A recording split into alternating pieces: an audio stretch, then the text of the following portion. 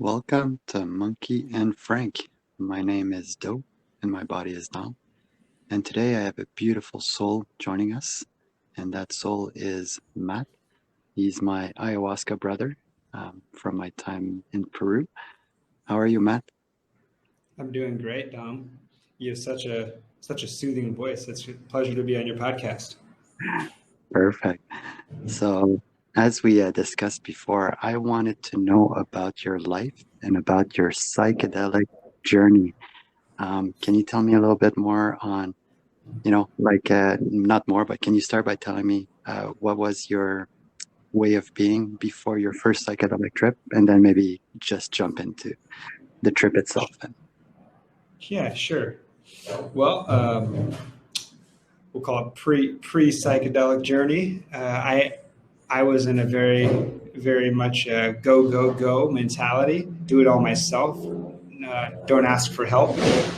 Uh, so I had a business at the time, and just had like complete focus on getting ahead in life, getting as much money as I could, material things, and I had no interest in psychedelics actually, but well, I didn't realize I did. But one night I was watching a documentary, or a documentary with Joe Rogan caught my eye. DMT, the spirit molecule. Have you heard of that one? Oh, yes, of course. Yes. So this was 2013. And I remember being really interested in DMT, not in doing it, but just by the effects and people's stories, this idea of connecting with something greater than self, God, the universe, whatever you want to call it. And so that was the first real conceptual introduction to psychedelics. Like I had this fear that goes along with the cultural, stigma and storyline over the last so many decades, which was these things will ruin your mind. Don't do them. So that was 2013. So it kind of just I didn't open the door, but it's like I nudged up to the door of psychedelics at that point. And keep in mind, not keep in mind, but let me give you a little context too. Is I'd grown up with my dad pretty much instilling fear, which was probably somewhat of a good thing as a kid, to just avoid drugs, to avoid substances. And to give you more of a context, I didn't have my first full alcoholic drink until I was 21. And it was like one and done. I was like, oh, this stuff is awful. I don't know why people drink this. So really, really coming from this stuff is, awful, and I don't want anything to do with it. What brought me into the experience or caught my interest was nothing to do with my altering or opening consciousness. It was I wanted to hook up with this girl who was working at my coffee stand, which also gives you some insight into my motives at the time. And I remember her and I were talking about spirituality, and she pretty much said, "Well, I'd love to guide you on a mushroom journey if you're interested." And for me, I was like, "Yeah, why?" In my mind, I'm like, "Cool, we'll do mushrooms. We're gonna hook up. This is gonna be awesome." Just a small question before you continue. So you were a confident person. You didn't really have any anxiety or depression at that time. You were just like, I can see, Oh, business, money was coming in, girls, smooth.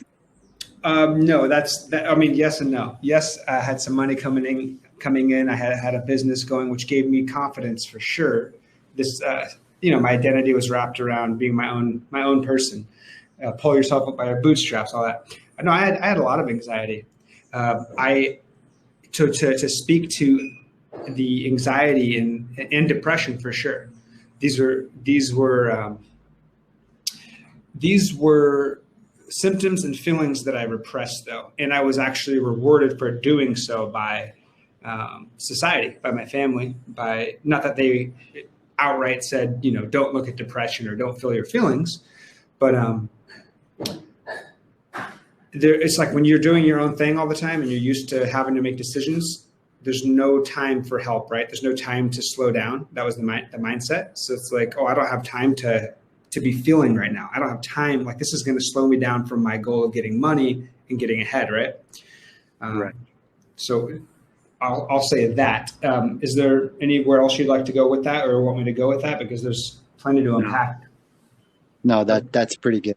I mean, it really speaks to the previous podcast I was talking about is in order to, like for me anyways, in my journey right now, to beat depression, after you accumulate the knowledge and everything, the best thing that you can do for yourself is create disciplines in your life to really put in the work into spirituality. It kind of like for money, for girls, let's say, or like your life, which is kind of the same way of not repressing, but putting the emotions aside and really working on yourself. So it ties in super beautifully. Continue. Hey, Dom, I'm having trouble hearing you. I don't know if it's my end or your end, but keeps cutting in and out. And so I'm losing the congruence of what you're saying. Oh, no, it's probably me, man. Yeah. So what I was saying is that it ties into the previous podcast pretty well, because in order where I'm at right now in my life, when it comes to the wisdom of spirituality, after you accumulate all this knowledge and all this wisdom, the next best thing to do is really to put in some discipline in your life and some practices to really get your life busy and going, while including spirituality with what you're doing. But for you, in your case, is like you were really not putting, well, I guess putting your emotions aside, but when you do have a lot of discipline and a lot of work ethics, it really helps to kind of put your depression aside and move forward with life and to grow something. Yeah. Anyways, so continue. Yeah. Well, to the vein of in vein of what you're saying, there was a denying of self, though, right? Like, if you think in terms of, I think in terms of homeostasis, right? We're an organism that physiologically always is going towards balance, like wants balance. Like that's the nature of life, homeostasis. To go after some goal, whether it's monetary, whether it's physical feat, running a marathon, there are periods of time where you go out of balance, and so it's not that it's like bad or good. It's necessary. You have to create more pressures on yourself so that you are able to endure. If you're running a marathon, you need to learn how to get your lung capacity up, and pace and cadence, all that. I'm not a runner. I'm just trying to use that as an analogy. So, I think we're like, so if you think like, if we consider depression not as just like a root, but a symptom of something, right? So it's a symptom of being out of balance. Your body, mind is so out of balance for quite a long time, or for long periods of time, that this becomes the way of your body and mind telling you, hey, we're not even near homeostasis right now. And I learned to, again, when I said society rewarded me for suppressing my emotions, my feelings, which manifested as anxiety and depression. What I mean is, this goes into like the gender role of, boys be tough. If you have like push those feelings down or don't show emotion, right? So that starts at a pretty young age, and that carries over. And so that becomes internalized. For me, it was internalized as it's not okay to be emotional. And like, I have all these emotions, I get sad, I get really angry, but I've been told in some way, don't show it. So where do I go with it? I have to push it down. And so this became a pattern for me, or I remove myself from people. So I isolate. And when we don't feel like we have the support of our family, of our community, that's a really lonely place, right? So that carried over, though I was having some success in business, and I was pretty autonomous relative to a lot of my friends and peers, which gave me some pride and confidence, I guess. I felt very disconnected from self and from others. And so go ahead. One more question before. Sorry for disrupting your flow. Not at all. Before you you took the mushroom, the psychedelics with your friend. Where were you at when it came to spirituality and religion or God? Yeah, I was. I had gone through some of an existential crisis. So I grew up in a charismatic Christian upbringing, and was really identified as a Christian through up into my early 20s. And by the time I did my first psychedelic experience, it was post college, which is funny because a lot of people do their exploratory stuff in college. So I was 20, I think I was 26 at the time. And over that 5-year period between like kind of like moving away from religion and structured religion and spirituality, well, not spirituality, religion, I was diving into like philosophy, diving into Stoicism, which ties right into philosophy, material reductionist science, and trying to really just trying to find purpose, but not finding it. Nothing was satiating in the world of mind, in the academic world, and so that was a 5-year journey. And by the time I am going towards this experience being offered to me with mushrooms, I began to take an interest. I didn't know there was a field of into the world of consciousness at this point. I didn't realize that a good majority of people and within the scientific community sorry, my phone's going off. I don't know if you're hearing that. Let me go ahead and turn that down. It's perfect. It's perfect. Funny enough, that was Corey messaging me. So yeah, my flow coming back. Oh, so I didn't realize there was an entire field on consciousness, and that people saw there was two camps presented. The consciousness is fundamental, and out of it comes the world of form. And the other, of course, empirical reductionist science. All there is matter. Consciousness arises out of matter somehow, right? And as soon as I realized that there was an entire set of professionals that I needed that at the time. I needed there to be professionals that saw this as not crazy but logical in some way or possible. My heart like sprung towards hope. And I remember reading a book called Proof of Heaven. I don't know if you've ever heard of this book. Proof of Heaven. No. It was by I want to say, so his name is Eben Alexander. And in 2008, he had a near-death experience. He had some kind of bacteria that attacked his brain, and it put him into a coma state.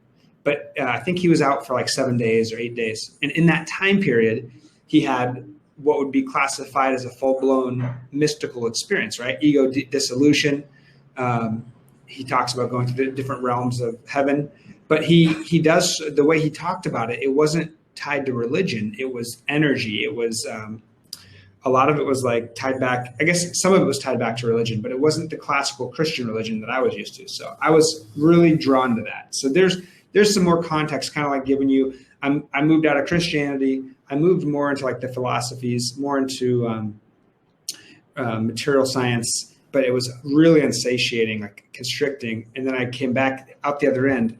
It's really a transformative process in and of itself, and stepped back into the world of consciousness, or stepped into the world of consciousness. And like from there, I'm moving towards a psychedelic experience. So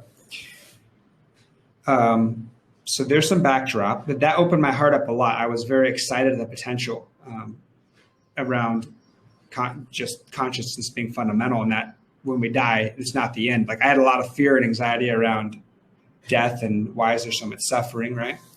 Do you have any questions, or should I continue right there? No. Continue. Okay. It's talking to me so much. Perfect. So so coming back to this gal who invited me to do the mushroom journey, I was really like to give you an idea of how messed up I was at the time too. I'm in a relationship with another girl, and this was near Christmas time, and she was going home to see her family. And I let her know that I had an opportunity to do mushrooms at her apartment, and I wanted to do it. So that part was cool. At least I was being transparent. But I wasn't going to let her know that I wanted to hook up with this girl. And I don't know if you've ever tried to to have any kind of sexual contact with somebody on mushrooms, but especially on a like first time experience, high dose, not knowing what to expect, I was in no shape or form ready for physical intimacy. So what's that? I said, oh no, on the mushroom, first time experience, and how much did you take? You know what? I wanted. I'm not positive. I remember asking her, and she didn't really know. I would suspect I had about 2.5 grams, maybe 3 grams, which for then, especially the first time, that was a lot for me because a lot of emotions started coming forth. Right, all those repressed emotions were suddenly bubbling up, and my defense mechanisms, right, all the mechanisms that I've put in place and learned, all the mechanisms that I had put into place were dissolving, and so the feeling of control, right, was starting to slip from my grasp, and it was really scary. And I remember calling to her in the other room, like, I need your help. I want off of this trip. I want out.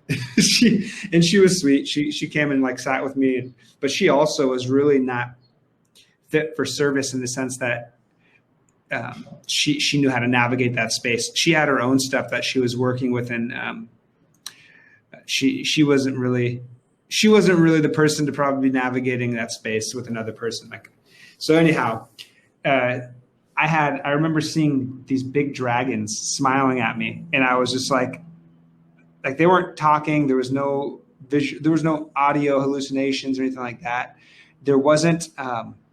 It didn't feel like a trip with like intelligence guiding me. I just felt chaotic, and I wanted out. And so the more I fought it, the worse it got. And these dragons were just like kind of almost like taunting me, and I was like, God, go away! Like, you guys are awful. I just leave me alone. But the more I said, like, I don't like this, I want out, the worse it got, right? But no one was there to tell me, breathe, you'll be okay, just breathe through it. So it's like, be still, or like go into those emotions, sit with that. What does that look like? How does that feel? So after I'd say about, I think we'd started at 10 p.m. It wasn't until 4 a.m. that the peak of it was over. And she ended up leaving.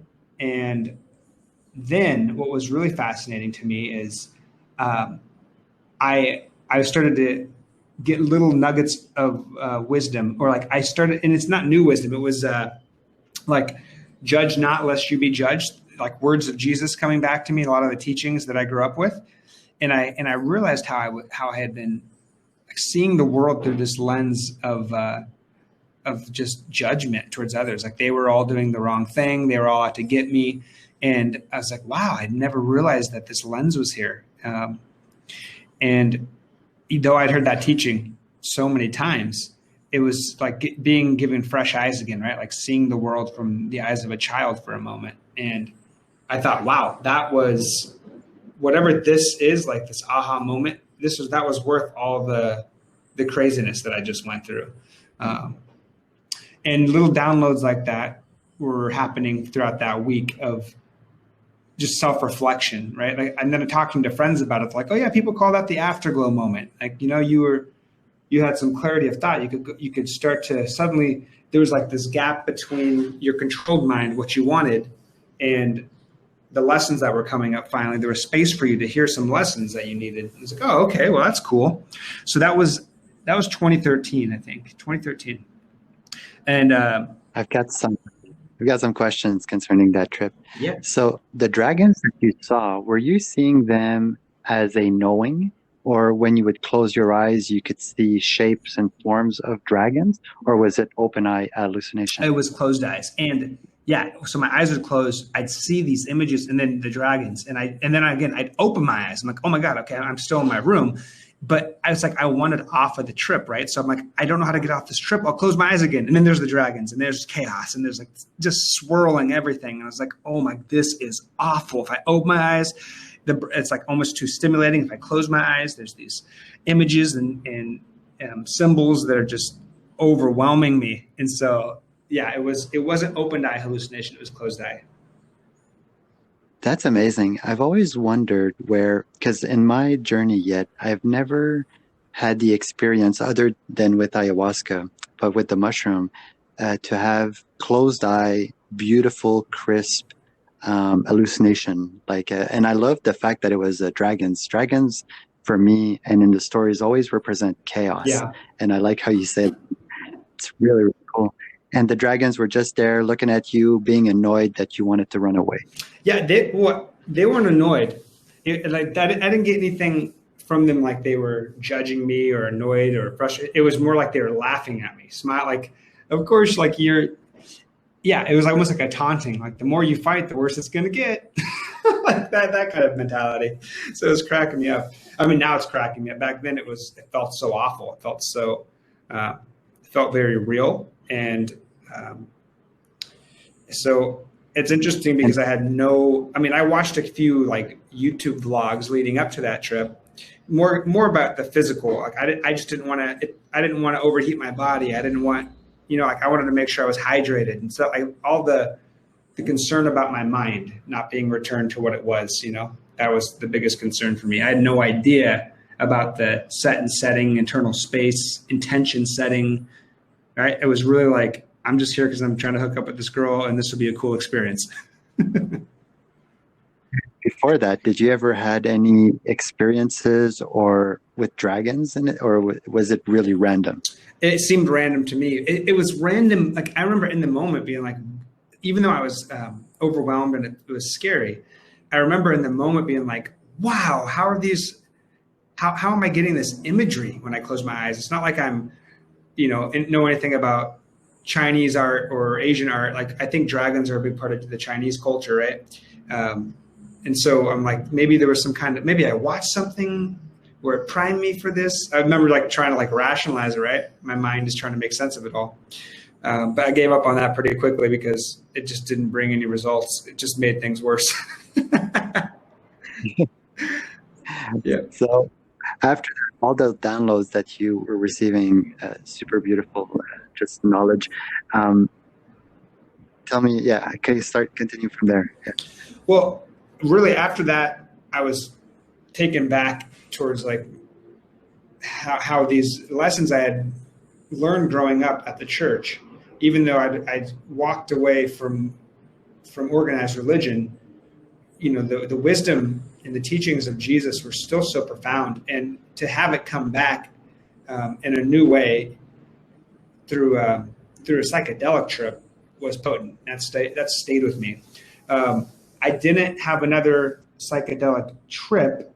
Let me think here. I think I think I might have done MDMA one or two times after that, which is still classified as psychedelic, but you don't really get hallucinations on it. It's more of a body.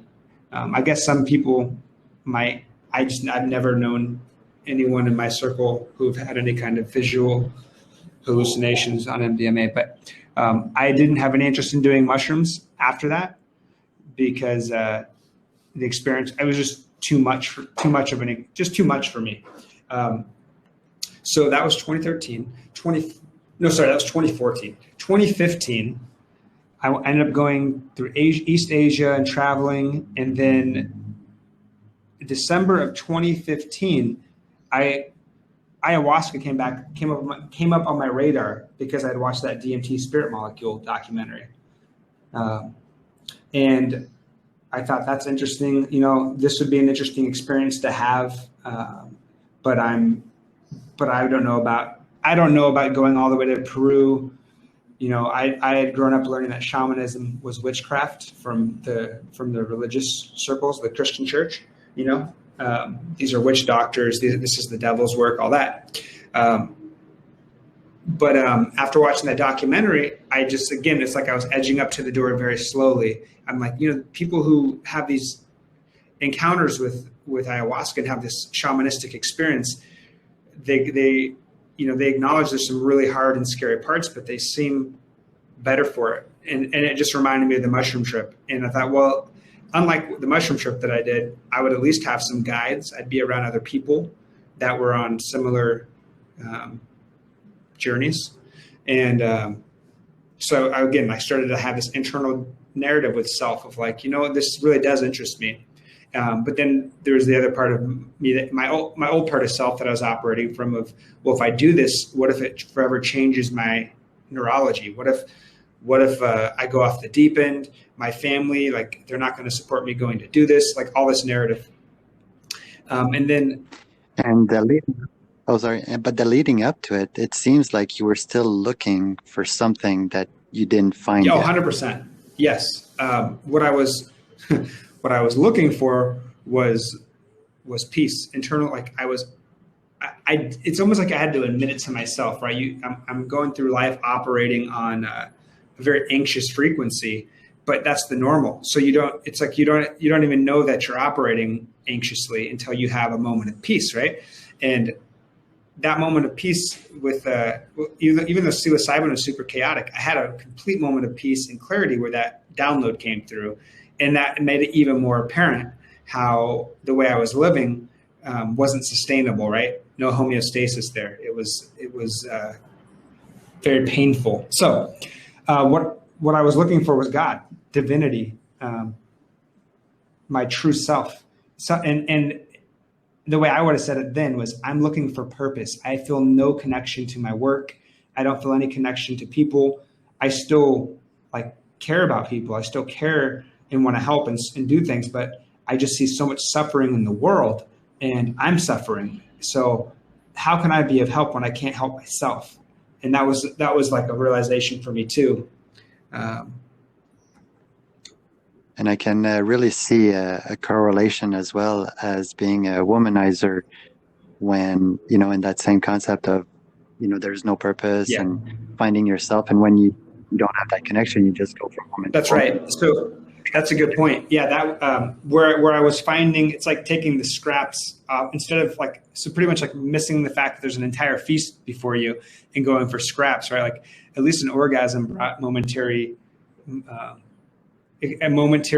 experience of pleasure, right? Even though it's fleeting, everything's transient. It was something, and it was something that I could reproduce. So that was, that was. So I'm guessing that during that time off between the mushroom and the ayahuasca, you were still being a womanizer. And oh yeah. And I wouldn't have called it that, but yes, I was seeking validation. I was seeking divinity through form, which it's an experience, but it was an empty one. it was an empty one. Interesting enough, the universe is always in support of us. So some of the relations that I had, though very temporary, ended up being breadcrumbs on the path that led me to the ayahuasca retreat in Peru. A couple of good friends they became close friends at the time in Seattle, handed me books on consciousness, and one of them I still have. It's called Many Lives, Many Masters. It's about past lives and reincarnation, and so it's interesting how, again, that's why I said it's just an experience. If you want to seek pleasure as a temporary scrap, that's fine. Go for it. It's not sustainable. But your overall dharma, right? Your overall purpose is always there. And even if you're moving towards it 1 millimeter at a time, the universe is in support of you. So support came in areas that I wasn't even aware that I was looking for it. I don't know if that makes sense or not, but that is. It does. It's so beautiful. Yeah. Continue. What was it? Yeah. So what ended up being kind of a catalyst for me deciding, all right, I'm going to Peru.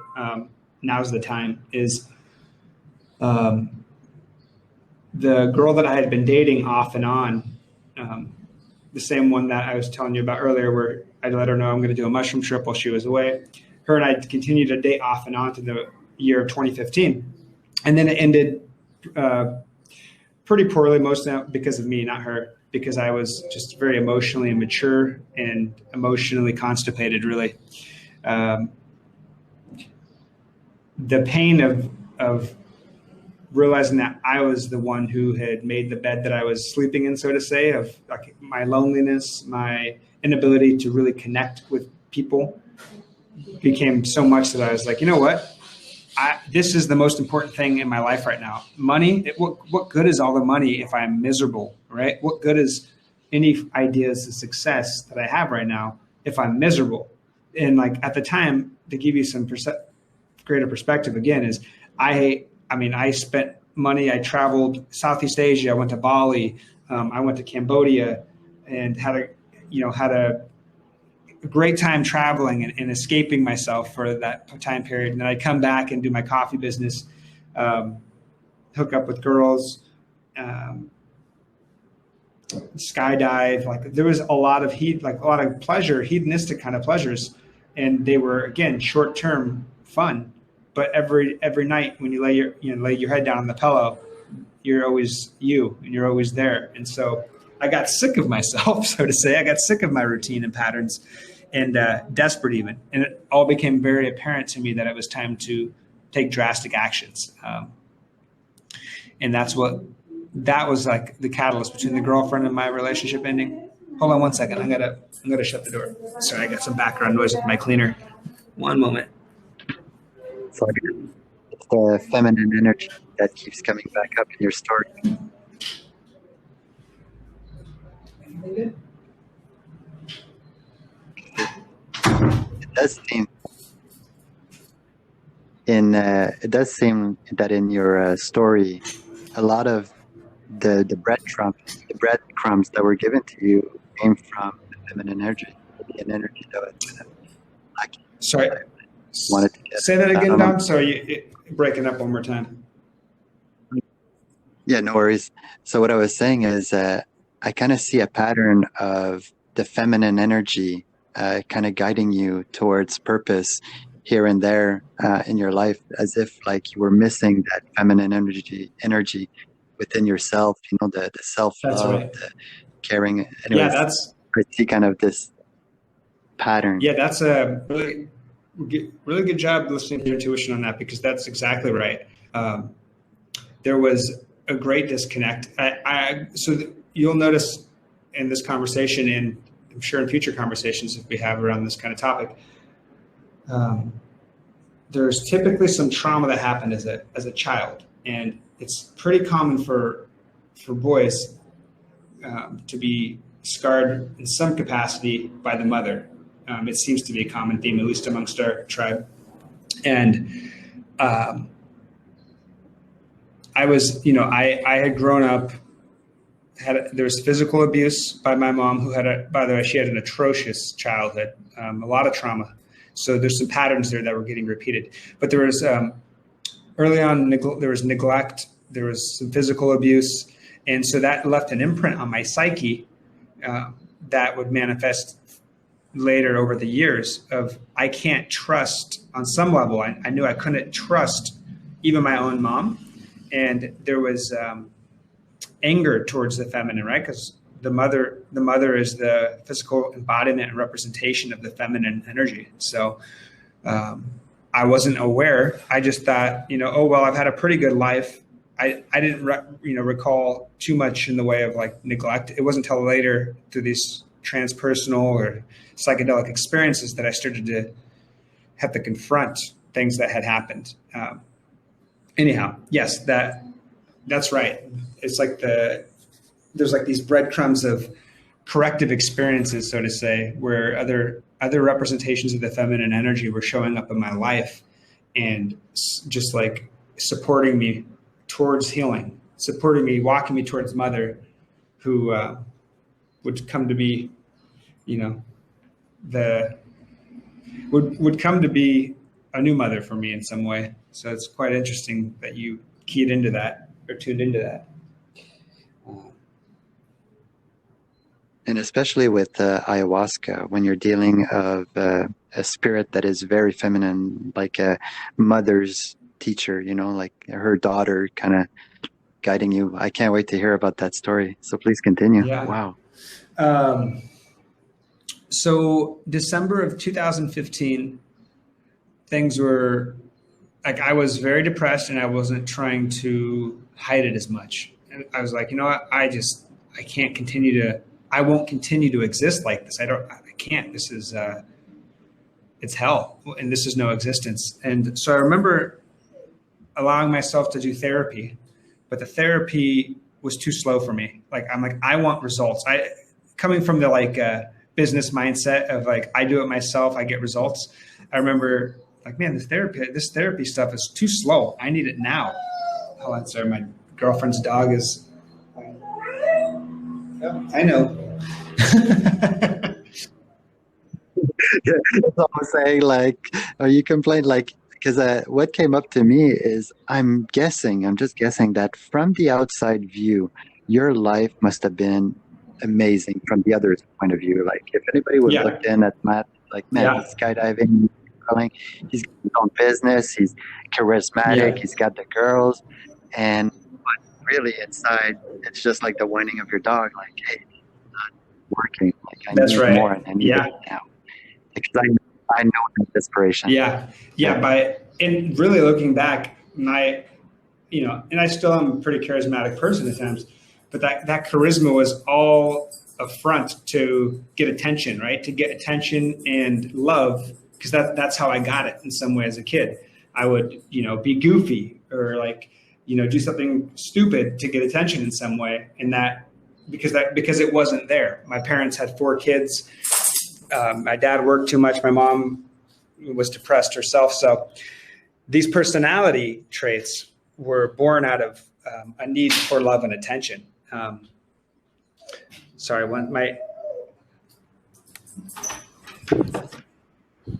all good, man.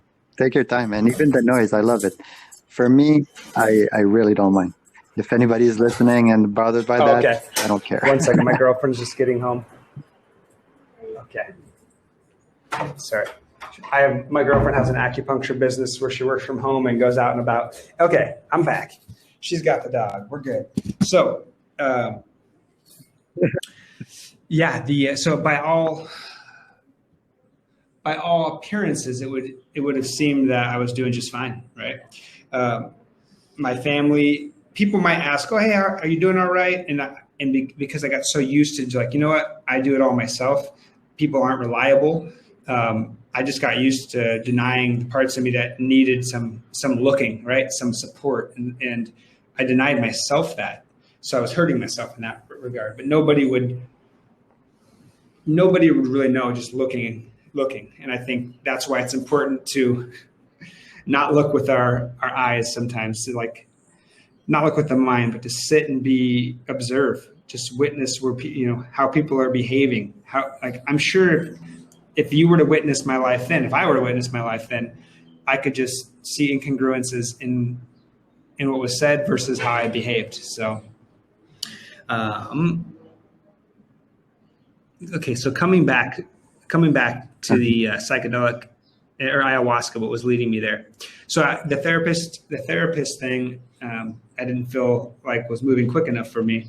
And then it hit me. I was like, you know what? I'm going to be 30 in a few months. I don't want to, I've had a great decade in my 20s, but I don't want to keep doing it this way.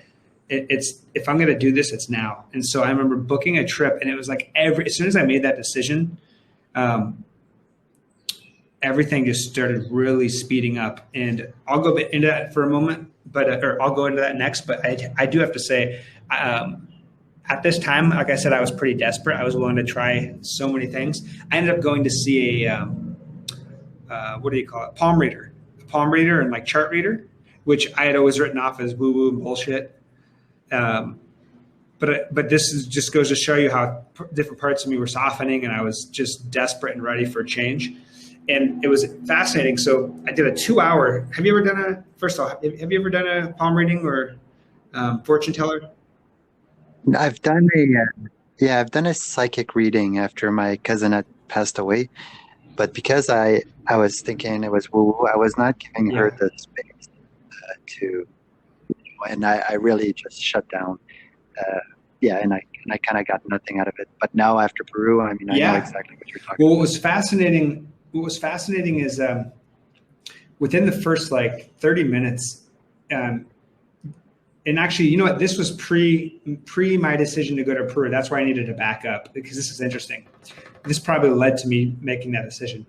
About 30 minutes into this lady reading my charts, my palm, all that, she goes, "Are you traveling somewhere?" And I was like, "No, my business is going right now. I don't see myself traveling anywhere." She goes, "Huh."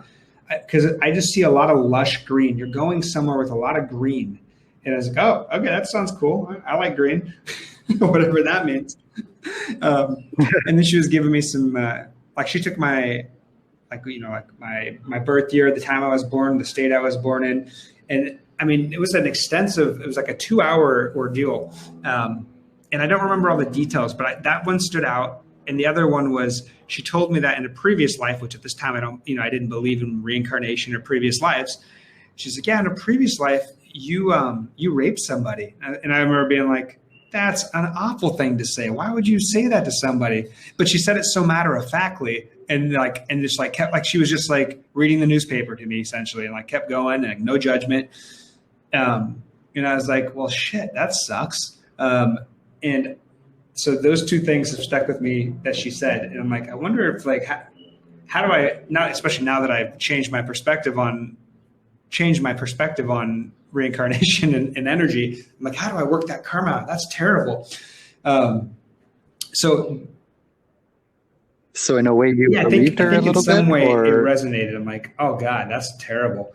But the mind that I was operating from at the time just was like you're giving me information that I can't prove or disprove. It's just something you're saying, as far as I'm concerned. But on another level, I was like, maybe there could be something to this. This lady could be seeing something, I guess. I didn't want it to be. I mean, I still don't know. I still don't know if that's true. But I just remember at the time, my reaction was like, that's a terrible thing to say. Like, I need rainbows and sunshine. I don't want terrible darkness. I've read bad things. But that lady. Yeah, and talk about repeat customers too, right?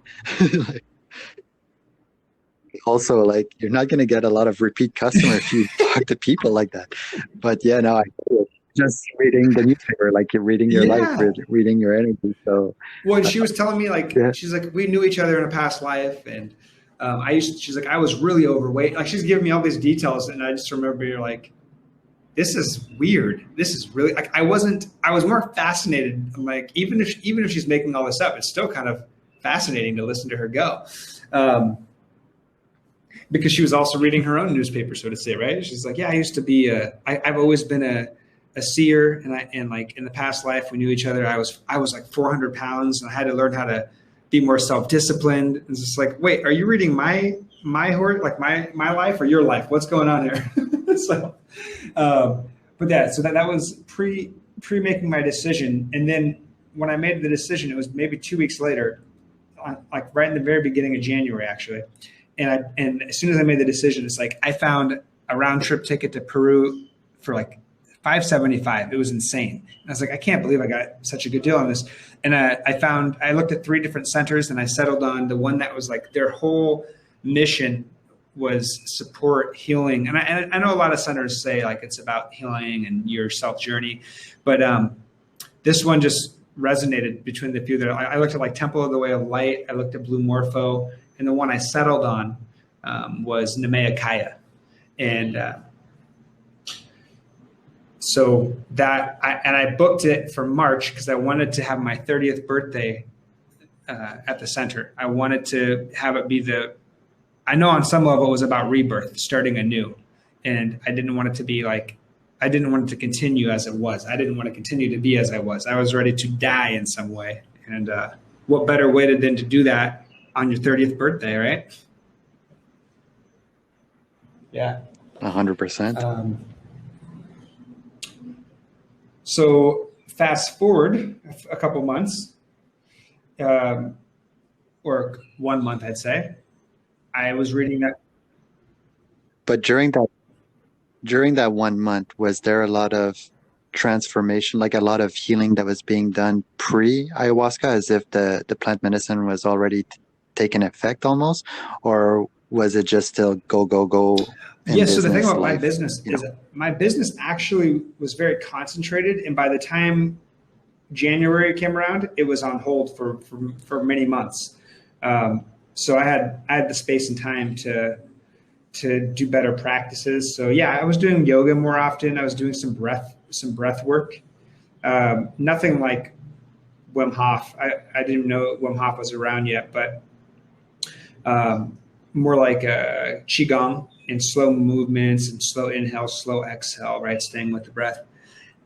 And actually, at that time, I had just like a month and a half previously to that, I had been in a fender bender. Nothing too serious, but I ended up doing a lot of physical therapy, like just massage therapy, and the working on my body, different emotions, and because the body keeps the score, different energies had been blocked. And as this person was working on my body, that emotion started to rise up. So I think that also contributed to me being aware of, hey, there's a lot of hurt and pain and things that aren't serving me anymore, and I need to look at it now, not wait. I need to do it now. So better practices, yeah, yoga, breath work, and journaling. I was just journaling. This is my intention. It was almost like, even though it was almost like a negative journaling, because it was a lot of ruminating. Like I'm like a self-negative narrative. I'm a despicable person, or I'm just lacking. I'm unlovable. Like I just tried to identify everything that was coming through me. I'm like, this is the stuff I want to get rid of, or I want to clean up. And so, yeah, I would say when I made the decision to go, my intention was about looking at my depression and anxiety and finding purpose, and how that showed up was in journaling and just better life practices. But Can you go back to the journaling? Why did you say that it was almost a negative journaling? I'm almost under the impression that when you kind of play in that dark area, right, I call it kind of like the negative self. It's kind of like a pit that is never ending, that is just all your drama goes there, all your negativity, and you can never fill it up almost. If you play there, it's just never ending, and you can really get into a depression or a self-wallow, whatever. But as you were journaling, like I still feel like it is important to go at least to sit in that dark area, to get comfortable with it, that you can not become a friend, but almost kind of become accustomed to that feeling that maybe will never go away, but you'll be able to live with. So during that journaling, did you kind of felt like you were getting more and more comfortable with that negativity, or did you feel like you were digging a hole just further? I didn't feel comfortable with it. I mean, it was very discomforting. That's what was leading me to South America, really. I wanted it gone. As I journaled, I guess what I'd say is it was like a small valve of like, okay, this is here, but I wasn't accepting of it, and that might have really, that probably amplified it even more.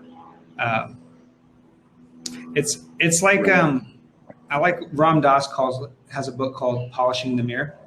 And it's like my mirror was so unpolished and uncleaned, and I did not like the reflection. And so as I journaled, that reflection became very apparent of like my distortion, how I saw self, how I saw the world. But I was still unaware that I had a distortion. It was just more like, I don't like my reflection. I don't want to look at that reflection. I want this reflection to go away.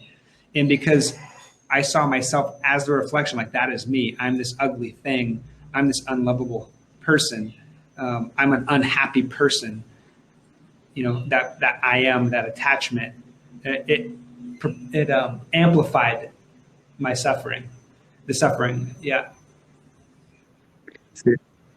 It's really important. Yeah, I feel like if anybody's going to be listening in the future, and even me, it's like I've been thinking a lot about that. It almost feels like as you were journaling, you were writing on the mirror so that you wouldn't see yourself in hatred, and you were actually hating yourself more by realizing, or at least by not realizing that you are loved, right? That kind of putting negativity on your soul and saying, that's who I am. So you were kind of imprinting, cementing that negativity in you, where the other way of journaling that is very healthy that people talk about all the time is identifying the emotions that you are bothered with and writing them down, and then understanding that you are not and that you are love, kind of, but sitting with those emotions in a way that your intentions are there to create healing and to become friends, or to accept and surrender to what is. So yeah, thank you for Yeah, elaborating on that. and That's thank you important. for diving in, because it also elucidates that you're hearing what I'm saying, but also you're contributing. It's really beautiful. I appreciate it. Appreciate it. Uh, yeah. Yeah, no worries. The Yeah. So the journaling piece, I've been journaling off and on. I've been writing. I mean, I'm an English lit major. I have a degree in English literature. Um, Journaling is only one writing expression, right? So like I did a lot of silly poems or whimsical poems and storytelling and this kind of thing. But journaling was like where I was starting to do some shadow work, I think, like if I had to identify how that was serving my journey deeper into self. And with ayahuasca, journaling became that reflection of self. And then, I remember looking at the instructions for diet leading up to the retreat, and it was like, hey, cut out pork, cut out red meat, cut out sugars, caffeine, alcohol, abstain from sex. And this is my mindset at the time. I'm going to do the bare minimum. I'm not giving up sex, like not until the very end. and caffeine, I love coffee, so I'm going to switch to decaf, and that kind of counts. And the point of me saying that is I was I was unaware of what health was, right? Like I was pretty unhealthy, and But the other thing as well about that is it's almost impossible when you have so much disrespect for yourself. Why would you put in any effort for your healing? Because you're not worth it. Yeah, that's actually you're not worth it. A strong insight on your part. That's right. Yeah, if I'm not seeing myself as worthwhile, why would I invest good foods in my body? Why would I care about my health? Like, it doesn't matter. So my respect, there are some things like, again, I stuck with yoga. I had the physical body. I was getting some attention placed on by therapists and all that, but my nutrition was really poor, and my discipline was lacking for sure.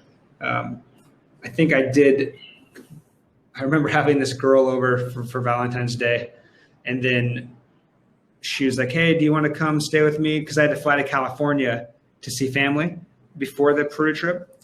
And I was like, oh, I'll just fly. I think I was able to rearrange my ticket to where I was flying out of LA to go to Peru. And I was like, yeah, I'll do that. And then I thought, like, the week before, I ended up canceling on her because I was like, if I go see this girl, we're going to have sex. So I'm not going to do that. I'm like, and that's where I was like finally getting serious, which is, the last week leading up to the trip.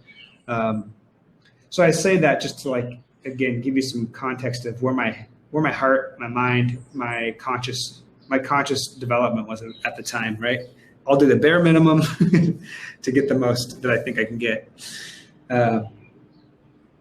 So I went to Peru, and I remember flying into Lima, and I'm feeling really depressed and very disconnected.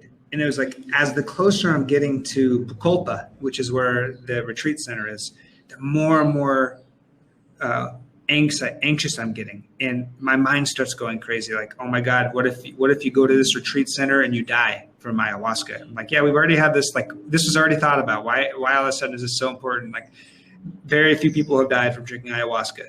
Okay. So I'm like talking myself off the ledge, and then I'm looking around. I'm like, but like, it's like this is completely ego, right? Trying to like stay alive, trying to keep itself alive. It's like, yeah, but this is voodoo maybe, and your parents don't even know where you are, because I didn't tell my family that I was going to go do this. I didn't want them to give me pushback, and I had explained to them, I'm depressed, I'm anxious, religion can't cure me, sorry, therapy hasn't cured me, and I don't have time to explain it to you. I have to do this. So all this was going through my mind. I'm like, holy shit, am I crazy? I can't believe I came all the way to Peru to do this jungle juice, essentially, this thing that could wreck me mentally and emotionally.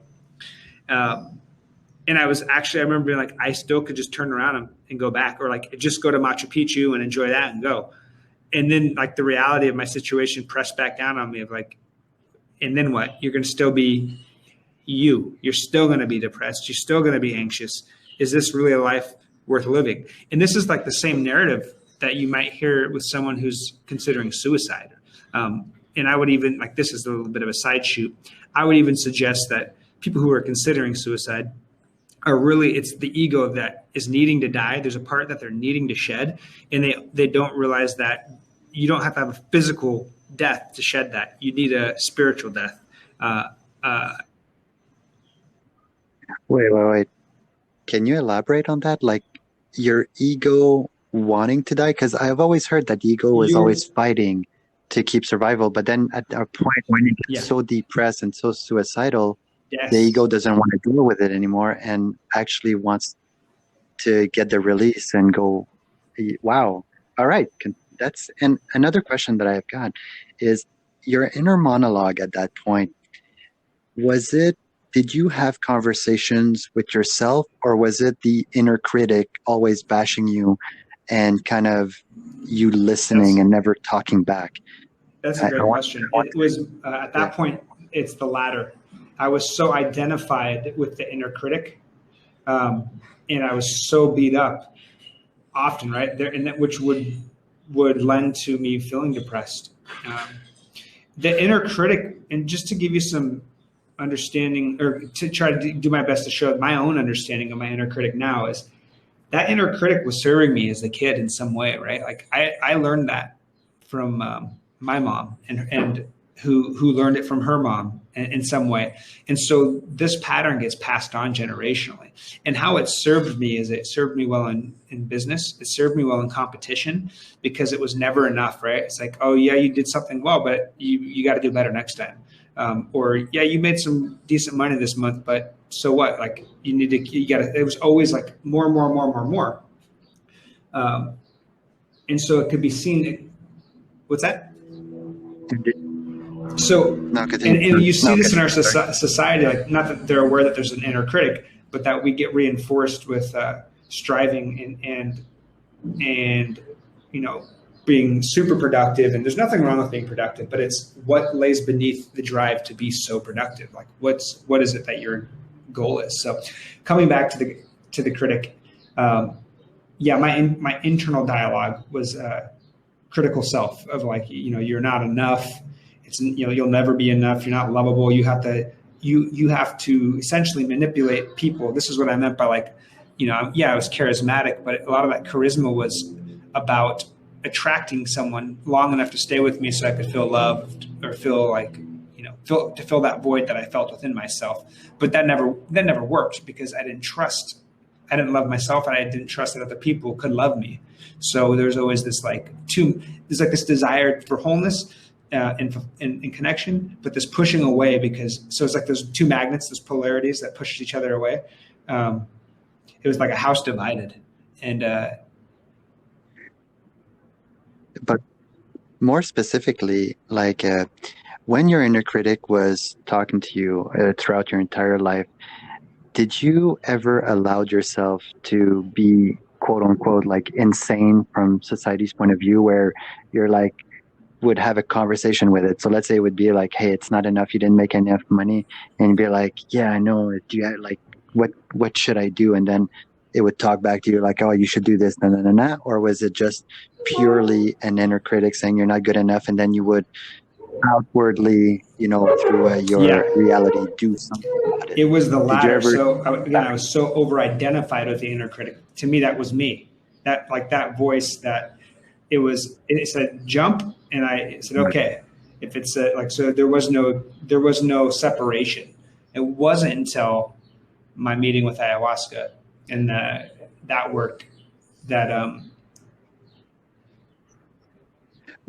But I'm curious, like, even if you identify fully with that voice, like even now, as I'm talking to that voice, my ego or whatever, I wonder if there's anybody out there that is having a conversation with their inner critic, but knowing that it's them, like not seeing a separation. And I've always wondered, like, is one not possible without the other? You know what I mean? Or as soon as you start talking to your inner critic, there is no choice but to see that something separate. Yeah, I'm curious about that. But anyways, continue. I love your story of where you're at before the trip to Peru, and as well, what I wanted to say, if you could continue with the pre ayahuasca, how you were feeling, just to give an anticipation, because then after that we're gonna cut it, and the next time I want to Sure, dive sure. into your first Yeah, ayahuasca so trip, like yeah, on a definitely. So that was, again, this is the night before arriving at the retreat center. I was having the, what are we doing here? Like, I must be going crazy. I've come all the way to another country and culture to do what? To have some kind of religious experience? Like, I'm going crazy. This is nuts. And then the sobering truth coming back of this is necessary. There's a moment of like the critical self, and like you talk about, was there a conversation back and forth? This was a deciding moment where I was talking back to that inner self. It was like, you know what, we're staying. Like, and so I stayed, took a plane to Pucallpa, and the first day at the retreat center, there's 17 other people journeying from all parts of the world, and very quickly it was evident that we're all there to heal internally, and themes of depression, sexual abuse, neglect, emotional abuse were arising in the group circles, just talking. And one of the neat things that this center does at Nameakaya is you're allowed to work with the medicine hands-on, preparing it. So you end up washing the leaves and stripping the bark off the vine, and stripping the bark down to fine threads and putting it in the pot. And during this time, you're putting the intention for why you're there into the medicine, and she knows, but you're communing with Mother. And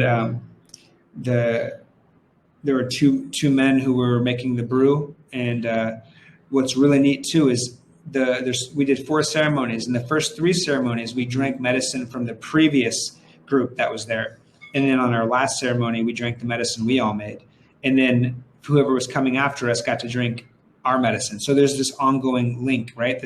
This chain of healing between people where we're all interconnected, and that was really beautiful. So the feelings that I still had were depression. There wasn't relief yet. In fact, there was a great amount of fear and uncertainty. And that's where I'd say the fear, this work requires so much courage, right? So I will say that about anyone, as you know, you as someone yourself has done the work, it requires so much courage, because at every moment I could have walked away, even up until the point that I was at the center. I could have packed my bags and left. There's nothing that they would have, done to stop me. But yeah, so that is so beautiful. Yeah, so I do recall being very afraid, and that was one of the first times that I recall at that point sitting with, like, using the language of sitting with my fear. It doesn't mean that I was comfortable. I was very uncomfortable, but it's more that it's like, that there's nothing else I've done everything I knew how to do up until that point. But it's like, you'll do everything in the world, but look at yourself, right? Like, I think we've used that language. Corey and I have talked about that language with each other. And I was just, so I was just like 100%. fed up with not looking, and the fear of dying, the fear of something worse, wasn't enough to keep me from going through. Like, the fear was always there, and like, so what? Now it's time to look. So that was it. In the group that you were with, was there a nice variety of female and males, or was it? There were. I remember there being 2 gals two girls. One was a nurse, the other was in the film industry, like a producer, and They had come from Colorado. There was a husband and wife that had come together. There were two really good buddies, one from Australia, one from the UK, that had come out there. Another couple from Canada, me. And anyways, there was quite a mix of female to male. And then the facilitation was amazing. There was, I want to say 5 or 6 facilitators in the Maloka, in addition to the 2 shamans that were male and female, which I thought was such a beautiful experience to have the male and female energies present singing the Ikiros. And yeah, really special. I'm excited to hear about it. Thank you so much for coming on this podcast to talk to me, because your story for me is so amazing. I've got so much love for you that it was just super exciting to hear you. I want to hear more. Like, I would love to do 3 hours with you, but I think it's best that we cut it here, and that we can, and that next time we're going to be talking to. Well, I appreciate you having me on, and man, I enjoy talking about spiritual work and this journey. So it's been a real privilege. Thank you for including me. Oh, my pleasure, man. Thank you. Monkey and Frank, this is the podcast. If you like it, just subscribe, whatever, listen, doesn't matter. I love you all, and I'll see you guys later.